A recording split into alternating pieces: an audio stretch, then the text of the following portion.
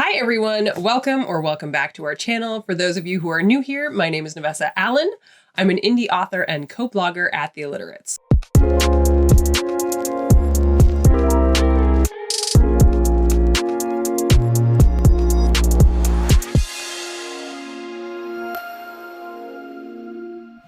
This video is the first of the series that I'm calling All-Time Favorite Books.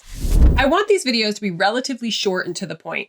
Basically, here's this book, here's what it's about, this is why I love it, and this is why you should read it. I figured I'd start with a book that's almost universally adored, and that is The Song of Achilles by Madeline Miller. I'm sure you've already seen a ton of booktubers and bloggers singing this story's praises. Oh, singing the story's praises. Get it? The Song of Achilles, singing the story's praises. That was unintentional. Moving on. At the time that I'm recording this, it has over 500,000 ratings on Goodreads, and that average rating is 4.5 stars. So yeah, I mean, I'm kind of kicking a dead horse by talking about this book, but just in case you're still on the fence about reading it, I figured I'd give you that final shove you might need before picking it up. Achilles. Who was he if not miraculous and radiant? Who was he if not destined for fame? Reading this book is a lot like reading Romeo and Juliet. Most of us are familiar with Achilles. We know how his story ends. We know that our desperate prayers for someone, anyone, to step in and save these characters from themselves will fall on deaf ears. This book will probably wreck you, and you need to be prepared for that going in. I thought I was prepared. I was not prepared. Because even though I knew how the story ends, I underestimated how much I would care.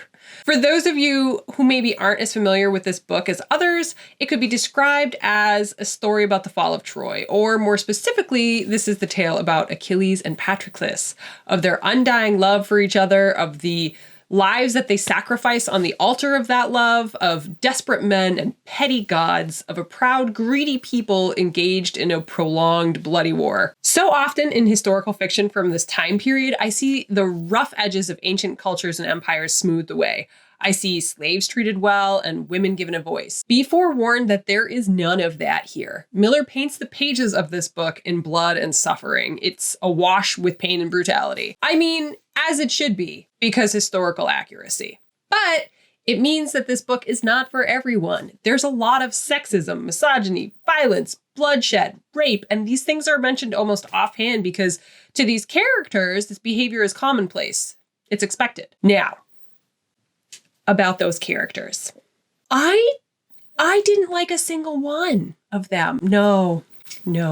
And not just because of their antiquated worldviews. First, there was Achilles and his hubris. There was Patroclus and his uselessness. And then Thetis and her coldness. I mean, I didn't even like Odysseus and his famous wit because there was an edge to it in this book that made him seem less charming and more manipulative than I remember him being in Homer's epic poem. That said, as much as I dislike these characters, I loved their stories. Miller takes gods and legends and brings them to life within the pages of this book.